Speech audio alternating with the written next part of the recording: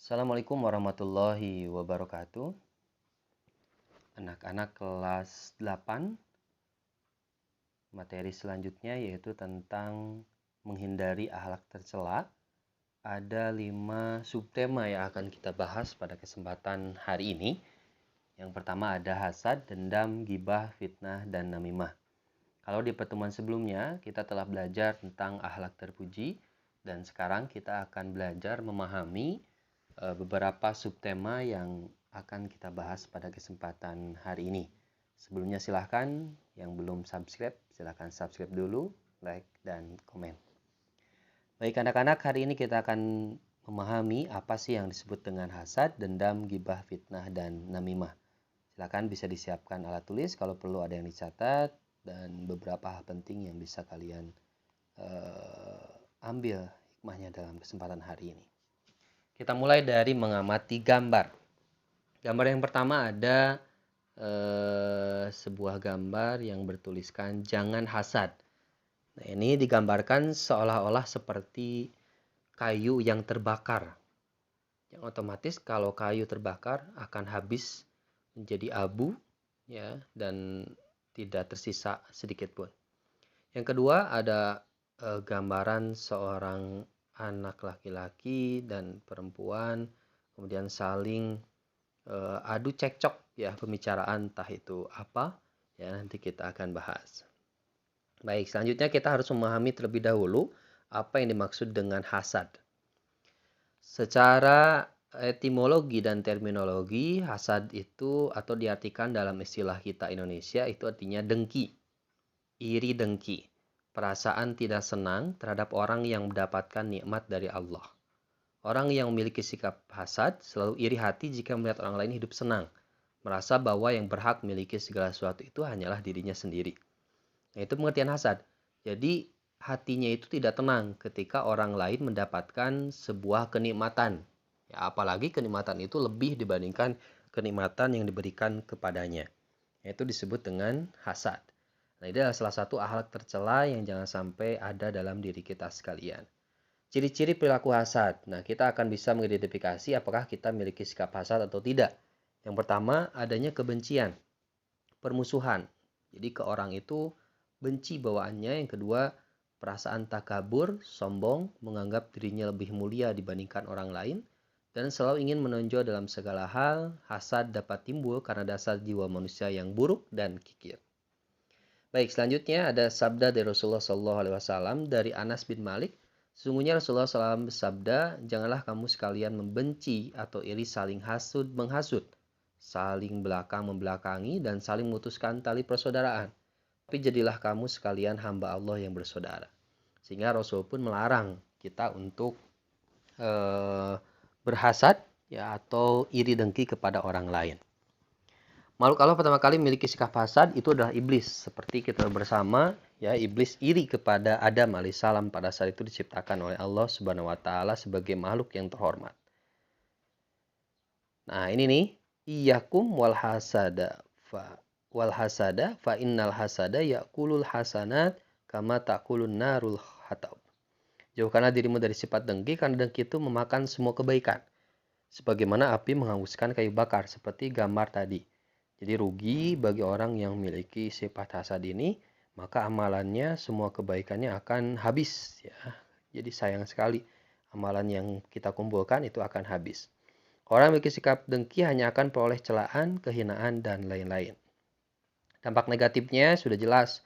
Bagi diri sendiri menimbulkan perasaan tidak tenang, merusak amal kebaikan, memiliki banyak musuh, banyak menyita waktu. Bagi orang lain akan menimbulkan permusuhan, sehingga orang lain pun tidak senang kepada orang yang memiliki sikap hasad. Selanjutnya yang kedua ada dendam. Lihat, ada ungkapan dalam gambar yang ada di layar. Balas dendam yang terbaik adalah menjadikan dirimu lebih baik. Ini perkataan dari Sayyidina Ali bin Abi Thalib. Jadi kata Sayyidina Ali, balas dendam yang terbaik adalah buktikan bahwa kita lebih baik dari orang-orang yang memang tidak suka kepada kita. Nah, apa itu dendam? Kemauan yang keras dari seorang atau kelompok untuk membalas kejahatan dari seseorang atau kelompok lain. Jadi ingin benar ya seseorang itu atau kelompok untuk membalas kejahatan. Misalkan pernah diteror, maka teror balik itu balas dendam. Pernah dipukul, ya pukul lagi itu balas dendam. Sangat benci orang yang pendendam Allah karena sifat dendam sangat membahayakan. Jadi hati-hati jangan sampai ada sikap dendam dari kita ya. Orang lain punya salah kepada kita, maafkan. Jangan sampai hati kita tidak menerima, akhirnya malah ingin membalas kepada orang yang pernah menyakiti hati kita. Nah ini ya, ada dalam hadis riwayat Tobroni. Ada 3 hal barang siapa yang tidak ada padanya satupun dari ketiganya, sungguh Allah akan mengampuni segala kesalahannya. Yang pertama, seorang yang mati tanpa menyekutukan Allah, orang yang bukan tukang sihir, orang yang tidak bersikap dendam. Jadi benar-benar sangat ditekankan, ya, sangat dilarang ya sifat pendam itu kata Rasulullah SAW.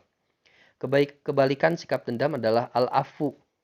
Jadi pemaaf. Jadi tidak pernah, kalaupun dia disakiti, tidak pernah diambil ke hati, dia maafkan segera, itu adalah sifat lawan dari sifat dendam.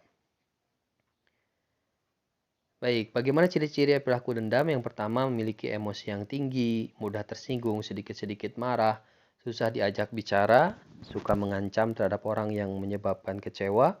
Itu beberapa ciri sikap pendendam. Dampak negatif ya sudah jelas, dapat menimbulkan retaknya hubungan persaudaraan, otomatis timbulnya rasa saling curiga, menimbulkan pertikaian, semakin menambah rumit masalah. Jadi kalau kita punya sikap pendendam, bukan berarti masalah kita akan cepat selesai, tapi malah nambah rumit. Nah, gitu ya. Yang ketiga ada gibah. Ini juga sama akhlak tercela ya, yang jangan sampai ada dalam diri kita. Gibah artinya mengumpat atau menggunjing. Jadi ngomong gen batur gitu ya. Kalau gibah itu ngegosip, perbuatan atau tindakan yang membicarakan aib orang lain. Pada zaman modern ini, dengan berbagai macam alat informasi, perbuatan gibah pun dikemas sedemikian manisnya. Gibah di media sosial, gibah di grup WA. Nah ini yang jangan sampai dilakukan. Islam melarang perbuatan ini untuk dilakukan. Karena kalau informasi berita yang terkait pun itu benar, tetap akan menyakiti hati orang lain. Jadi kalau yang diomongkan itu benar, kemudian kejelekan itu gibah. Tapi kalau misalkan salah, itu disebutnya fitnah. Itu bedanya ya, antara gibah dengan fitnah. Nah ini dalilnya dalam Quran Surat Al-Ahzab ayat 58. Kemudian di ayat lain pun ada Surat Al-Hujurat ayat 12. Ya ayyuhallazina amanu jtanibu katsiran minadh-dhanni inna ba'dadh-dhanni ism wa la tajassasu wa la yaghtab ba'dukum ba'da ayuhibbu ahadukum an yakula lahma akhihi maitan fakarihtumuh wattaqullaha innallaha tawwabur rahim. Lihat bagaimana Allah menyebut ya bagi orang-orang penggibah yang suka membicarakan keburukan orang. Nah, ini ya, janganlah mencari keburukan orang lain dan jangan menggunjing atau gibah. Adakah seorang di antara kamu suka memakan daging saudaranya yang sudah mati? Maka tentulah kamu merasa jijik. Jadi dibaratkan seperti memakan daging saudaranya yang sudah mati, orang yang suka gibah. Nah, ini pun sama, sebab timbul gibah ingin menghilangkan perasaan marah, kemegahan diri, menganggap orang lain lemah. Ya, ini adalah orang yang gibah. Yang keempat ada fitnah. Nah, ini fitnah ya. Perkataan yang bermaksud menjelekkan orang seperti menodai, menjatuhkan nama baik orang, merugikan kehormatan orang lain. Fitnah dilakukan tidak hanya oleh satu orang, tapi juga oleh 2 orang atau beberapa orang. Jadi fitnah itu misalkan men-share sesuatu yang memang tidak dilakukan oleh seseorang itu. Misalkan memfitnah bahwa orang itu telah mencuri padahal sebenarnya tidak mencuri. Nah, itu adalah salah satu dosa besar. Ya, bahkan Allah menyebut dalam Al-Baqarah surat ayat 191, wal fitnatu asyaddu minal qatl. Fitnah itu lebih besar daripada pembunuhan. Ya, bukan berarti mending membunuh daripada fitnah, bukan begitu. Tapi karena efek yang ditimbulkan dari fitnah itu sangat luar biasa. Kalau membunuh, seorang membunuh, orang yang dibunuhnya langsung mati. Kalau orang yang difitnah itu bisa jadi berbulan-bulan, bertahun-tahun merasakan sakit akibat fitnah itu. Sehingga sangat berbahaya. Dampak negatif, mendapatkan ancaman Allah, rusaknya kehidupan bermasyarakat, terpecahnya persatuan masyarakat, itu adalah yang akan ditimbulkan dari perbuatan fitnah. Jadi hati-hati jangan sampai memfitnah orang lain. Terakhir ada namimah. Namimah ini berasal dari bahasa Arab yang artinya adu domba.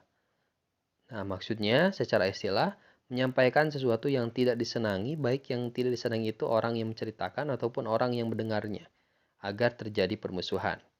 Cara menyampaikan sesuatu itu biasanya dengan ucapan, perkataan, tapi ada kalanya dengan tulisan. Jadi namimah itu mengadu domba. Misalkan kedua belah pihak yang dia fitnah, ya, dia sampaikan satu hal, dia sampaikan lagi ke orang itu satu hal, ternyata akhirnya marah, akhirnya cekcok, kemudian terjadi perselisihan. Itu disebut dengan namimah. Namimah hakikatnya menyampaikan menceritakan rahasia orang lain sehingga merusak nama baik orang. Tentu saja orang yang sedang itu merasa tidak senang, sehingga hati-hati ya. Dalilnya dalam surat Al-Qalam ayat 10-11. Wala tuti'akul lahallafim mahin hammazim masya'im binamin. Janganlah kamu ikuti setiap orang yang banyak bersumpah lagi hina, yang banyak mencela, yang kian kemari menghambur fitnah. Penyebabnya ada perasaan tidak senang terhadap orang yang ceritakan, adanya sifat dengki, tuh ini kan saling sangkut menyaut satu sama lain. Tadi hasad, sekarang dengki. Mencari muka agar orang lain bersimpati kepada dirinya, gemar bicara berlebihan, omong kosong, dan nampak negatif, ya otomatis terputusnya ikatan silaturahim, menyulut api kebencian, merusak tatanan ketentraman masyarakat, hilangnya ridho Allah dan mendapatkan murkanya Allah Subhanahu wa taala. Nah, itu materi-materi yang bisa disampaikan. Mudah-mudahan bermanfaat ya anak-anak. Silahkan disimak, diulang-ulang kembali materinya. Silahkan ikuti juga petunjuk pembelajarannya di deskripsi video ini. Ya, saja terima kasih. Mudah-mudahan bermanfaat. Assalamualaikum warahmatullahi wabarakatuh.